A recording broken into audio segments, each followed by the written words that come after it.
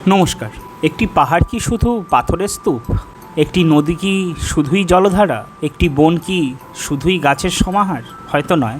প্রকৃতিকে যদি মন দিয়ে দেখা যায়, তবে প্রতিটি পাহাড় একটি ইতিহাস, প্রতিটি নদী একটি গল্প এবং প্রতিটি মানুষের জীবন একটি সংস্কৃতির আয়না হয়ে ওঠে।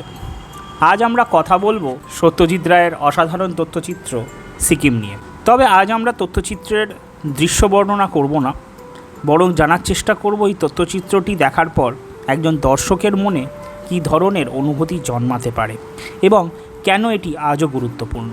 চলুন শুরু করা যাক। প্রথমেই একজন দর্শকের চোখে ধরা পড়ে প্রকৃতির অপার সৌন্দর্য।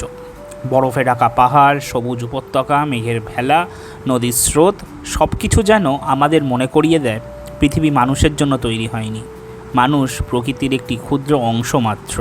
এই উপলব্ধি আমাদের অহংকারকে ভেঙে দেয়। তথ্যচিত্রটি যত এগোয়, দর্শক বুঝতে শুরু করেন একটি অঞ্চলের প্রকৃতি ও সংস্কৃতি একে অপরের সঙ্গে গভীরভাবে জড়িত।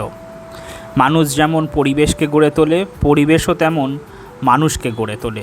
এই উপলব্ধি আজকের পৃথিবীতে আরও বেশি গুরুত্বপূর্ণ। একজন দর্শকের মনে তখন প্রশ্ন জাগে, আমরা কি আমাদের নিজের শহর, গ্রাম কিংবা নদীকে যথেষ্ট ভালোবাসি? আমরা কি প্রকৃতিকে শুধু ভোগ করছি, নাকি তাকে রক্ষা করার দায়িত্ব নিচ্ছি? এই প্রশ্নগুলোর উত্তর সহজ নয়, কিন্তু একটি ভালো তথ্যচিত্রের কাজই হলো প্রশ্ন জাগিয়ে তোলা। এই তথ্যচিত্র আমাদের শেখায় বৈচিত্র্যের মূল্য। একটি ছোট্ট অঞ্চলও কত ভাষা, কত সংস্কৃতি, কত রীতিনীতি এবং কত বিশ্বাসকে ধারণ করতে পারে। তখন দর্শক উপলব্ধি করে ভিন্নতা কখনো দুর্বলতা নয়, ভিন্নতাই একটি সমাজের সৌন্দর্য। তথ্যচিত্রটি দেখতে দেখতে মনে হয় আধুনিকতার পথে এগানো জরুরি, কিন্তু সেই পথে নিজের শিকড় হারিয়ে ফেলাটা উচিত নয়। সে জাতি নিজের সংস্কৃতি ভুলে যায়, সে ধীরে ধীরে নিজের পরিচয়ও হারিয়ে ফেলে। এই উপলব্ধি শুধু সিকিমের জন্য নয়, পৃথিবীর প্রতিটি মানুষের জন্য প্রযোজ্য। আজকের দিনে আমরা প্রায় মোবাইলের পর্দায় প্রকৃতি দেখি, কিন্তু প্রকৃতির সঙ্গে সম্পর্ক তৈরি করি না।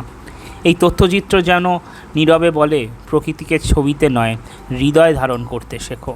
এক তরুণ দর্শক এই তথ্যচিত্র দেখে বুঝতে পারেন, ভ্রমণ মানে শুধুই ছবি তোলা নয়, ভ্রমণ মানে একটি নতুন সংস্কৃতিকে সম্মান করা, নতুন মানুষকে জানা, নতুন জীবনকে অনুভব করা। এই তথ্যচিত্র আমাদের আরেকটি বড় শিক্ষা দেয়। সভ্যতার প্রকৃত উন্নতি কেবল উঁচু ভবন বা প্রযুক্তিতে নয়। উন্নতি তখনই অর্থপূর্ণ যখন মানুষ প্রকৃতি, সংস্কৃতি এবং মানবিক মূল্যবোধকে একসঙ্গে রক্ষা করতে পারে। সত্যজিৎ রায় এখানে একজন পর্যটকের মতো দেখেননি, তিনি দেখেছেন একজন শিল্পীর চোখে। তার ক্যামেরা শুধু দৃশ্য ধারণ করেনি, ধারণ করেছে মানুষের জীবন, প্রকৃতির ছন্দ এবং সময়ের স্পন্দন। এই কারণেই এই তথ্যচিত্র আজও দর্শকের মনে দাগ কেটে যায়। সিকিম তথ্যচিত্রটি আমাদের শেখায়, প্রকৃতিকে ভালোবাসা মানে ভবিষ্যৎকে ভালোবাসা, সংস্কৃতিকে সম্মান করা মানে মানুষকে সম্মান করা, আর পৃথিবীকে সুন্দর রাখতে হলে আগে নিজের দৃষ্টিভঙ্গিকে সুন্দর করতে হবে। সম্ভবত এটাই এই তথ্যচিত্রের সবচেয়ে বড় শিক্ষা। আপনি যদি এই তথ্যচিত্র দেখে থাকেন, তাহলে কমেন্ট বক্সে লিখুন আপনার কাছে প্রকৃতির সবচেয়ে সুন্দর শিক্ষা কী। পরের পর্বে আমরা আলোচনা করব সত্যজিৎ রায়ের আরেকটি অনন্য সৃষ্টি, দি ইনার আই নিয়ে। এখানে একজন শিল্পীর অদম্য মানসিক শক্তি আমাদের নতুন করে বাঁচতে শেখায়। ধন্যবাদ। ভিডিওটি ভালো লাগলে অবশ্যই লাইক, সাবস্ক্রাইব এবং শেয়ার করে দেবেন। ফেসবুকে দেখে থাকলে অবশ্যই ফলো করে রাখবেন, যাতে পরবর্তী পর্বগুলো আপনার কাছে সবার আগে পৌঁছে যায়। ধন্যবাদ।